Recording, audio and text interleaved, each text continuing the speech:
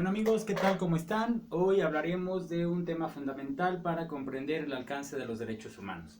Nos referimos al tema de bloque de constitucionalidad.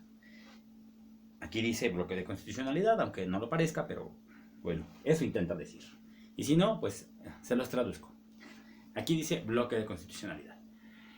Vamos a estudiar el bloque de constitucionalidad a partir de la última sentencia de la Corte sobre el tema, que fue sobre la contradicción de tesis 293-2011. Esta tesis vino a dar, digamos, un giro a toda la interpretación y alcance, sobre todo de los tratados internacionales en materia de derechos humanos y su nivel jerárquico normativo. ¿De acuerdo? Entonces, vamos a explicar este concepto. Antes de entender bloque constitucional, tenemos que comprender o tener claro el concepto de jerarquía normativa. Ustedes recuerdan que en la facultad nos decían que la pirámide de Kelsen, ¿no? Nos decían, aquí está, esta es la pirámide, pero siempre nos las ponían bidimensional. Encima está la Constitución y abajo cualquier otra norma. Entre esas normas, los tratados internacionales en materia de derechos humanos. De esta forma, entonces, aquí existía básicamente una relación de suprasubordinación, que es todo abajo de la Constitución. Que bueno, la Corte no ha abandonado tampoco de manera tajante ese criterio. Ahorita lo vamos a ver con las dos jurisprudencias que se emiten derivados de esta contradicción de tesis, que de hecho pues básicamente se explican por su rubro, pero bueno, vamos a explicarlas un poquito. Una de las tesis, y por lo que yo pongo esta pirámide ya no bidimensional sino tridimensional, es por lo siguiente.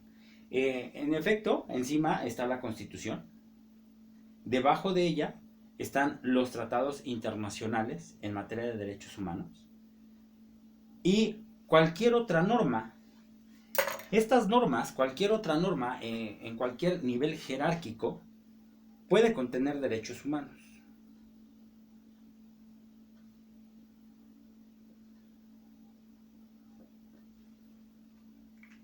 ¿De acuerdo? ¿Qué es lo que dijo la Suprema Corte de Justicia de la Nación? Los tratados internacionales que tradicionalmente se habían considerado por debajo de la Constitución y a nivel de las leyes federales, dijo la Corte, cuando se tratan específicamente de derechos humanos, cuando son tratados internacionales en materia de derechos humanos, esos tratados son, digamos, absorbidos por la Constitución. Hagan de cuenta que la Constitución es como una especie de imán y a él se adhiere como otro imán o como si fuera un metal los tratados internacionales en materia de derechos humanos.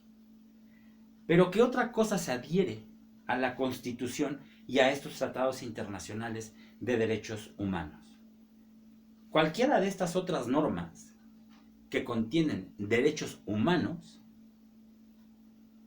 no importa su nivel jerárquico, no importa si es, por ejemplo, un estatuto, el que nos prevé un derecho humano fundamental,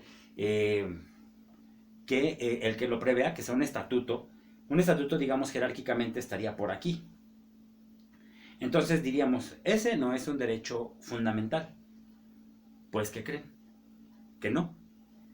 Resulta ser que sí es un derecho fundamental. ¿Por qué? Porque su creación normativa lo incorpora al sistema jurídico de una forma tal que le da un peso que lo convierte en norma de derecho humano, y esa norma de derecho humano, ¡pum!, no importa el nivel jerárquico, sube y se pega a esta parte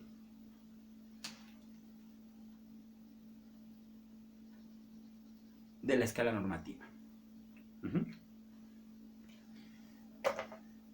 Entonces, esta contradicción de tesis rompe un poco con ese esquema de jerarquía normativa.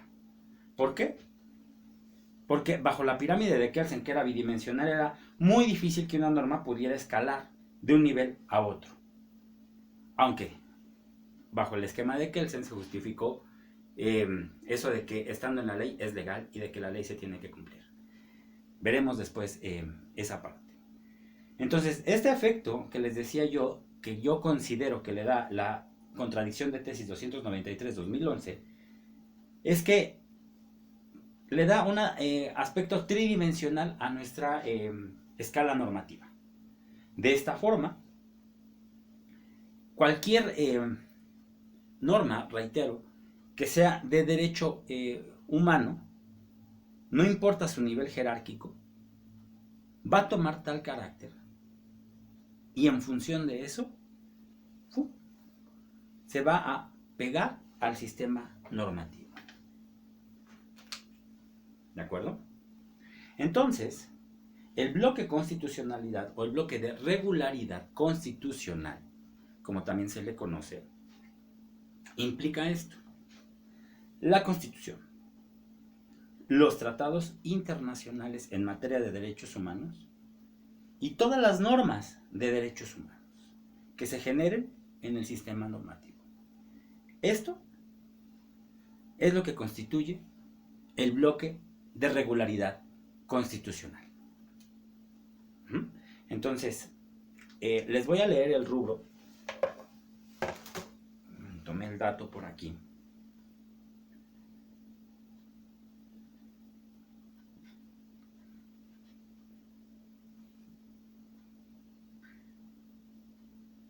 Este es el considerando sexto de la contradicción de tesis.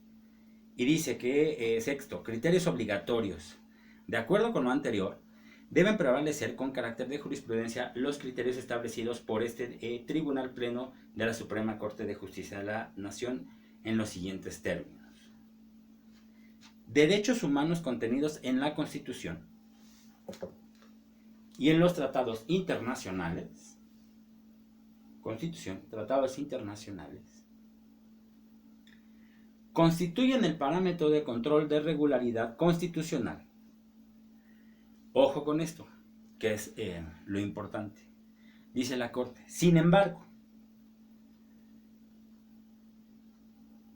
cuando en la Constitución haya una restricción expresa al ejercicio de aquellos derechos humanos, se debe de estar a lo que establece el texto constitucional.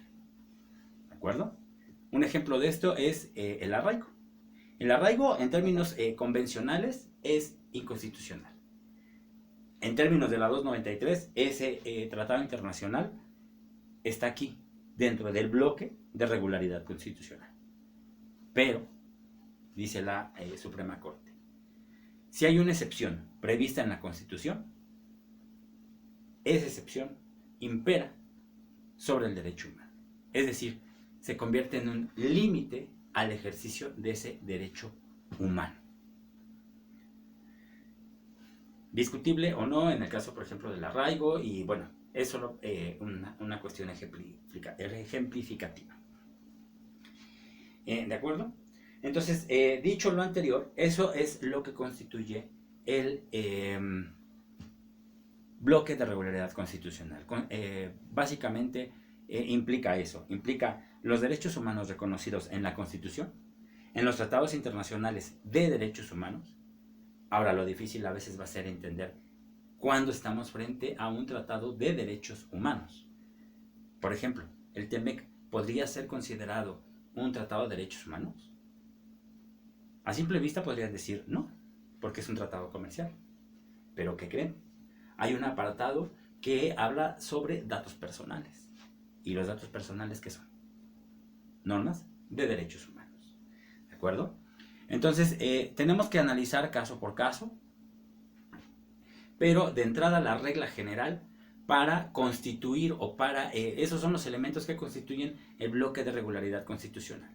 La Constitución, los tratados internacionales en materia de derechos humanos y cualquier otra norma, no importa su nivel jerárquico dentro del sistema jurídico, siempre y cuando contenga normas de derechos humanos, esa norma va a adquirir el carácter de derecho fundamental.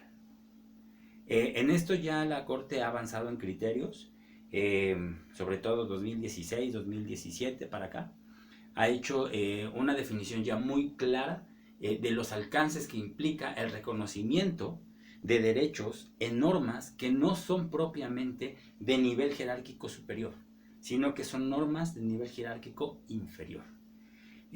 Pues espero que esto les sirva. Antes de que se me olvide, la otra tesis que deriva de esta contradicción de tesis, como les comento, son dos, las tesis de jurisprudencia que salen de la 293. La primera, como les dije, el rubro es derechos humanos contenidos en la Constitución y en los tratados internacionales, constituyen el parámetro de control de regularidad constitucional, pero cuando en la Constitución hay una restricción expresa al ejercicio de aquellos, se debe estar a lo que establece el texto constitucional. Eso es lo que implica esa tesis de jurisprudencia. La segunda, que no es menos importante y que se va a relacionar con el principio pro homine, del cual también hablaremos más adelante, porque a veces hay un uso indiscriminado y a veces poco propio del principio pro homine, y a veces incluso hasta se confunde con otros principios, pero ese lo explicaremos en otra cápsula que haremos para ustedes. Por ahí citaremos algunos criterios que incluso ya han sido superados por la propia Suprema Corte de Justicia. El otro aspecto de relevancia de la contradicción de tesis 293-2011 es que dice: jurisprudencia emitida por la Corte Interamericana de Derechos Humanos es vinculante para los jueces mexicanos siempre que sea más favorable a la persona. Recuerden, había dudas sobre el alcance de las sentencias, el impacto de una sentencia de la Corte Interamericana.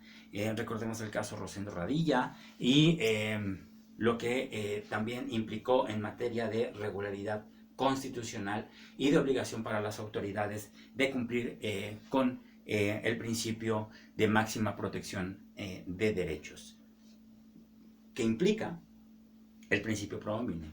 Pero la máxima protección de derechos es un tema, creo, un poquito más amplio. Espero que esto les sirva. Recuerden, la jurisprudencia es obligatoria para, en primera instancia, todo el Poder Judicial, pero también para las autoridades. ¿Por qué? Porque es la interpretación que el máximo órgano de interpretación constitucional, la Suprema Corte de Justicia de la Nación, es la que da, la que dice que debe de tener sentido en nuestro sistema jurídico. Amigos, los invito a seguirme, los invito a compartirme. Si les gustó, sigan esta página. Vamos a dar algunos otros tips y más adelante haremos algunas otras explicaciones sobre la ley de la Comisión de Derechos Humanos de la Ciudad de México, la ley orgánica de la Comisión de Derechos Humanos de la Ciudad de México. Espero que estén bien, nos vemos pronto, estamos aquí y continuamos. Saludos.